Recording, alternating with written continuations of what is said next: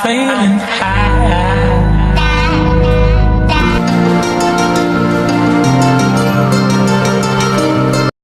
Assalamualaikum warahmatullahi wabarakatuh.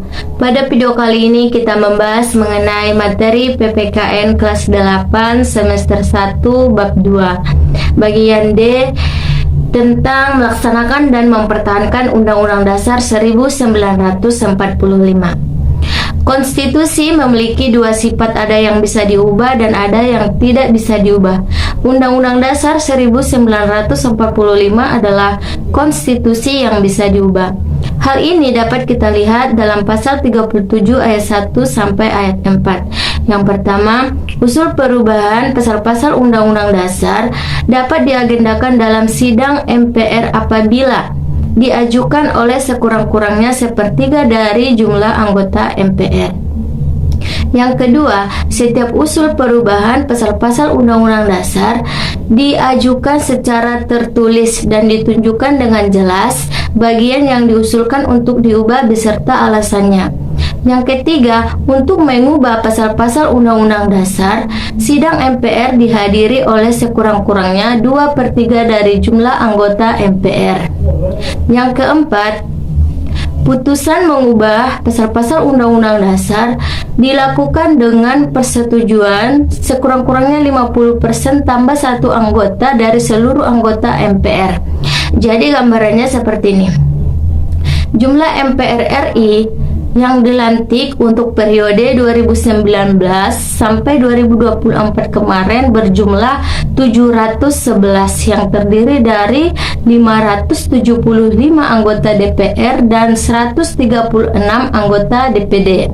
Nah, sepertiga dari 711 adalah 237. Jadi harus ada 237 anggota MPR yang mengusulkan agar diadakan perubahan Undang-Undang Dasar.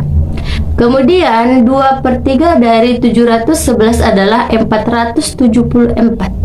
Jadi harus ada 474 anggota MPR yang menghadiri sidang tersebut. Kemudian 50% plus 1 adalah 357. Jadi harus ada 357 anggota MPR yang menyetujui hasil keputusan sidang tersebut. Oke, kita lanjut. Undang-Undang Dasar 1945 sudah 4 kali amandemen mulai tahun 1999 sampai tahun 2002. Nah, ketika Indonesia memasuki masa reformasi, di mana rakyat menuntut agar diadakan perubahan Undang-Undang Dasar 1945. Kemudian MPR pun mengikutinya, lalu MPR membentuk badan pekerja untuk menyiapkan rancangan perubahan Undang-Undang Dasar. Kemudian badan pekerja membentuk panitia ad hoc MPR. Panitia ad hoc MPR ini adalah panitia yang dibentuk badan pekerja MPR yang tugasnya membantu memecahkan permasalahan yang berkaitan dengan keputusan ataupun ketetapan MPR. Di tengah-tengah proses perubahan Undang-Undang Dasar, panitia ad hoc MPR menyusun kesepakatan dasar mengenai perubahan Undang-Undang Dasar, yaitu ada 5 butir. Ada 5 butir yang tidak boleh diubah. Yang pertama, tidak boleh mengubah pembukaan Undang-Undang Dasar. Alasannya karena pembukaan Undang-Undang Dasar 1945 memuat tujuan negara, cita-cita negara, bentuk negara, dasar negara. Jadi apabila kita mengubah pembukaan Undang-Undang Dasar sama dengan kita membubarkan negara Indonesia. Kemudian yang kedua, tetap mempertahankan bentuk NKRI. Kenapa? Alasannya karena bentuk NKRI adalah bentuk negara yang sudah ditetapkan sejak awal berdiri negara Indonesia. Selain itu, karena bentuk NKRI dianggap paling cocok untuk mewadahi negara yang beraneka ragam atau majemuk. Kemudian yang ketiga, mempertegas sistem pemerintahan presidensial. Kenapa? Untuk memperkokoh sistem pemerintahan yang stabil dan demokratis.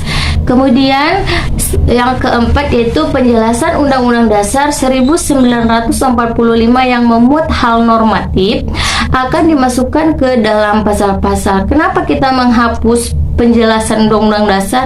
Nah, jadi untuk mengatasi kesulitan dalam penentuan hukum penjelasan Undang-Undang Dasar dari sisi sumber hukum dan tata urutan peraturan perundang-undangan.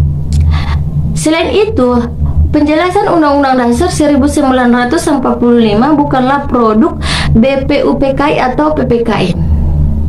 Namun kedua lembaga ini hanya membentuk rancangan atau rumusan pembukaan dan batang tubuh atau pasal-pasal.